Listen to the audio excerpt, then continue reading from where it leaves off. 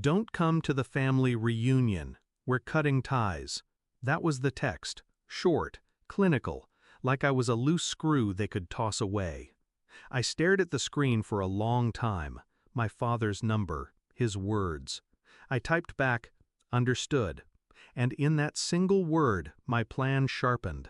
Because what he didn't know, what none of them knew, was that their empire was balanced on my name. And I had been waiting for the day they'd push me too far. I wasn't always the outcast. When the family business first started climbing, I was the one doing the groundwork, drafting contracts, meeting investors. My brother liked the spotlight, my father liked control, and I liked making things work. But power warps people. As money rolled in, the thank yous grew thinner. My ideas became their brilliance. My sacrifices became expected. And slowly, my seat at the table was replaced with silence. At first, I swallowed it. Family is family, right? But then came the betrayals, the deals signed behind my back, the forgetting to include my name on credit lines, and finally, the text. Their declaration that I was disposable. What they didn't see was the fine print. 2 years earlier, when my father needed that $2.5 million loan to keep the business afloat, the bank had hesitated. Credit risk, outstanding debt. My father was drowning. So I signed. My name, my record, my leverage. Without me, the loan never would have cleared. And he never thanked me, not once. But I kept the receipts, quietly, carefully. So when his text came, I didn't rage, I didn't beg, I didn't reply with paragraphs of pain. I typed one word, understood, and called the bank. Remove my name from the loan. The silence on the other end was sharp. Then, you're entitled. Do you want immediate processing? Yes. 36 hours later, the first cracks appeared. My phone lit up, 78 missed calls. My father, my brother, my uncle, and finally, the accountant. "Listen, you don't understand," he stammered when I finally answered. "Your father's payments alone can't sustain this.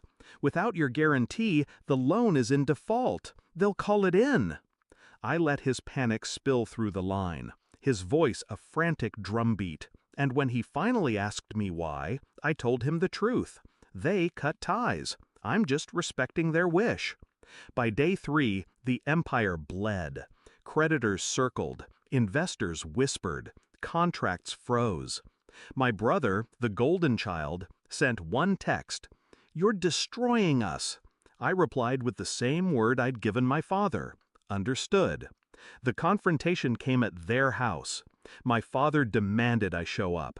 I did. The air reeked of whiskey and desperation. My brother sat slumped on the couch, his bravado gone. My father, red-eyed, pointed at me like I was a loaded gun aimed at his skull. "You'll fix this," he barked. "You'll sign again. You'll put your name back. This family doesn't survive without you." I almost laughed. For years I was invisible. Now I was oxygen. "I didn't cut ties," I said, calm, measured. "You did." He slammed his fist on the table. "We are blood." "Blood doesn't make family," I whispered. "Respect does." The room fell heavy. My father's rage collapsed into something worse, fear. He realized it wasn't just about money. It was about power, and he had none left. My brother tried one last plea. "We'll lose everything." "You already did," I said. I turned to leave. My father's voice cracked behind me. "You're killing us." I paused at the door, looked back once. No, I just stopped saving you. That night, I slept better than I had in years. The business unraveled in weeks. The cars, the house, the reputation, they went with it. The men who once mocked me, dismissed me, erased me, were suddenly reduced to begging voicemails and desperate silence. And me? I didn't celebrate. I didn't gloat. I just breathed. For the first time, free of their weight. People think revenge is loud, messy, explosive. But real revenge? It's quiet, legal, surgical. You don't scream, you sign. My father wanted to cut ties, so I handed him the scissors. And when the empire crumbled, all I said was the truth.